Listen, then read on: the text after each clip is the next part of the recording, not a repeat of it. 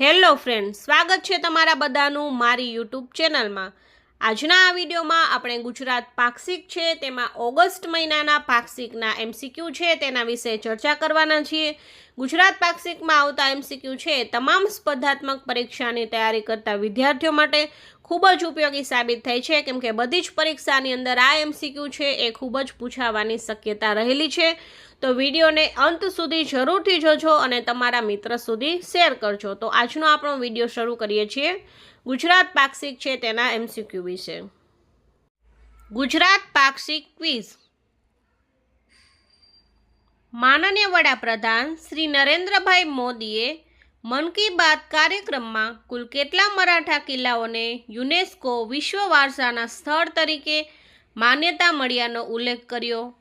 એ 8, બી 14, C 12 કે D 10? તો તેનો સાચો જવાબ આવશે સી 12। 12 મરાઠા કિલ્લાઓને નરેન્દ્રભાઈ મોદીએ યુનેસ્કો વિશ્વ વારસાના સ્થળ તરીકે માન્યતા આપી છે। નીચેનામાંથી કયા સ્થળે થયેલ ગ્રાસલેન્ડ બર્ડ સેન્સસમાં 40થી વધુ પક્ષી પ્રજાતિઓની ઓળખ થાય છે? એ માનસ નેશનલ પાર્ક, બી Kaziranga national park, C Nal Sarovar પક્ષી અભયારણ્ય, ડી ખીજડીયા પક્ષી અભયારણ્ય? તો તેનો સાચો જવાબ આવશે બી કાજીરંગા નેશનલ પાર્ક। તેની અંદર છે 40થી વધારે પક્ષી પ્રજાતિની ઓળખ થાય છે। ઇન્સ્પાયર માનક અભિયાનમાં દરેક શાળામાંથી કેટલા બાળકો નવીન આઈડિયાઝ રજૂ કરી શકે છે?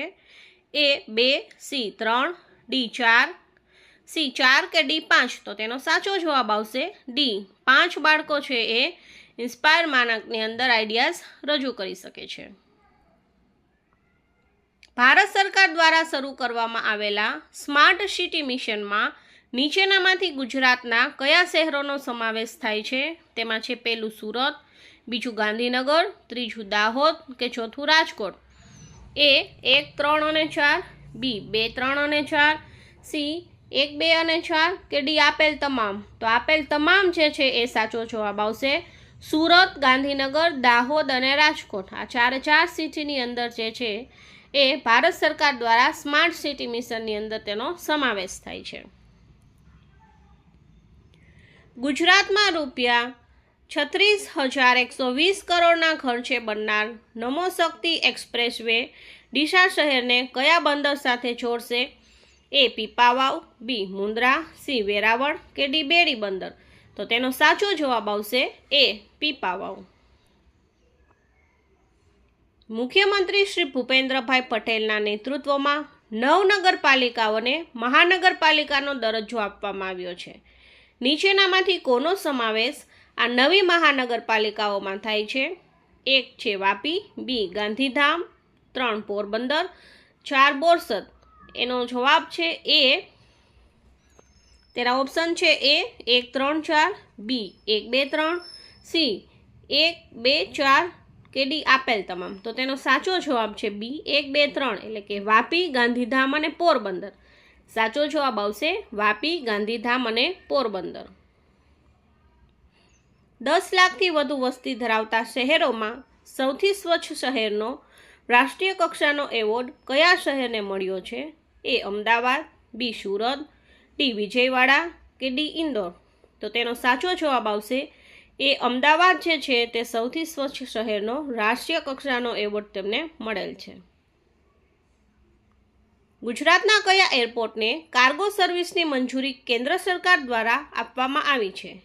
એ કેશોદ, બી પોરબંદર, સી મીઠાપુર કે ડી હીરાસર? તો તેનો સાચો જવાબ આવશે ડી હીરાસર એરપોર્ટને કાર્ગો સર્વિસની મંજૂરી કેન્દ્ર સરકાર દ્વારા આપવામાં આવી છે। સ્વચ્છ સર્વેક્ષણ 2024 અંતર્ગત સુપર સ્વચ્છ લીગમાં 10 લાખથી વધુ વસ્તી ધરાવતા શહેરોમાં સોલિડ વેસ્ટ મેનેજમેન્ટ ક્ષેત્રે સર્વોચ્ચ સ્થાન નીચેનામાંથી કઈ મહાનગરપાલિકાને મળ્યું છે? એ અમદાવાદ, બી વડોદરા, સી સુરત કે ડી ગાંધીનગર? તો તેનો સાચો જવાબ આવશે સી સુરત જે છે તે સોલિડ વેસ્ટ મેનેજમેન્ટ ક્ષેત્રે સર્વોચ્ચ સ્થાન ધરાવે છે। નેશનલ હાઈવે સંલગ્ન રજૂઆતોના ત્વરિત નિવારણ માટે નીચેનામાંથી કઈ મોબાઈલ એપ તૈયાર કરવામાં આવી છે? એ ધોરીમાર્ગ, બી ધોરીમાર્ગ યાત્રા, સી રાજમાર્ગ કે ડી રાજમાર્ગ યાત્રા? તો તેનો સાચો જવાબ આવશે ડી રાજમાર્ગ યાત્રા મોબાઈલ એપ તૈયાર કરવામાં આવી છે. મુખ્યમંત્રી શ્રીના દિશાદર્શનમાં તૈયાર થયેલ એઆઈ એક્શન પ્લાન 2025-2030ના મુખ્ય સ્તંભોમાં નીચેનામાંથી કોનો સમાવેશ થાય છે? એ ડિજિટલ ઇન્ફ્રાસ્ટ્રક્ચર, બી R&D અને use cases, C startup facilitation કે ડી આપેલ તમામ? તો તેનો સાચો જવાબ આવશે ડી આપેલ તમામ.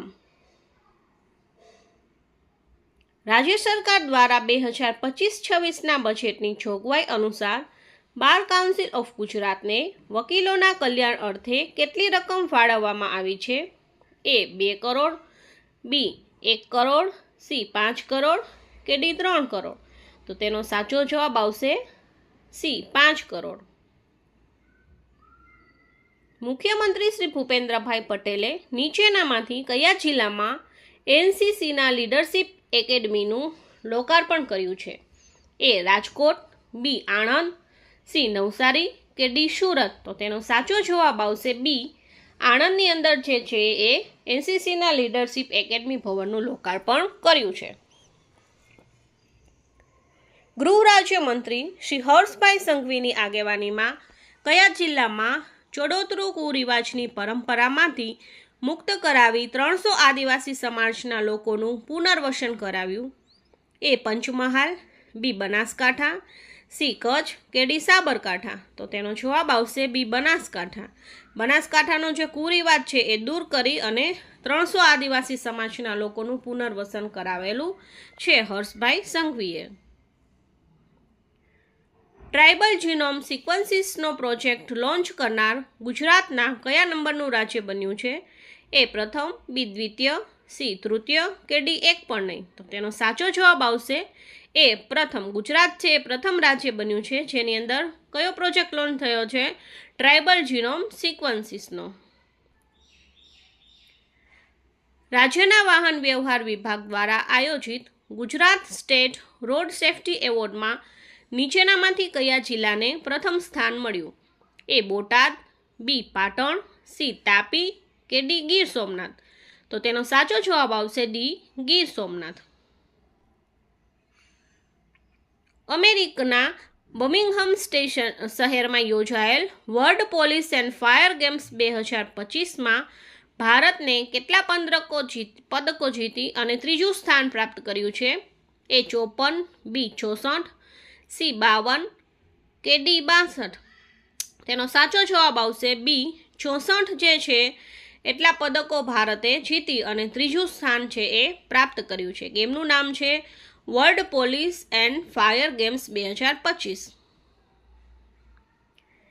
સ્વામિત્વ યોજના અંતર્ગત રાજ્યના ગ્રામ્ય વિસ્તારોના મિલકત ધારકોને તેમના રહેણાંકની મિલકતના હક દર્શાવતી સનદ માટે આપવી પડતી ₹200ની ફી ઘટાડીને કેટલી કરવામાં આવી છે?